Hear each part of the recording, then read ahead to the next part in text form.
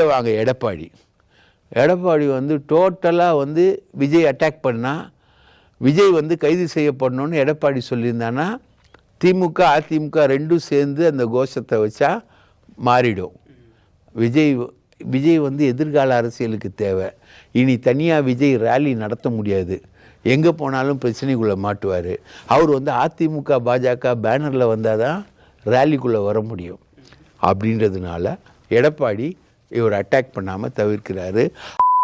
அனுப்பி விஜய்க்கு அட்வொகேட்டாகவே பேச வைக்கிறாங்க. சார் இவ்வளோ பாலிடிக்ஸ் சார், சம்பவம் நடந்ததுக்கப்புறம் விஜய் பண்ண பாலிடிக்ஸ் இவ்வளோ இருக்குது ரைட்டா. அங்கே இருக்கக்கூடிய ஆதவ் அர்ஜுனா மேலே இடி கேஸ் இருக்குது. இன்னும் அருண்ராஜ் அவரும் வந்து மத்திய அரசு ஆள் தான். அவங்க எல்லாரும் சேர்ந்து பிஜேபிக்கு இவரை கொண்டு போகிறதுக்கான முயற்சியை இப்போ பண்ணிக்கிட்டு இருக்காங்க.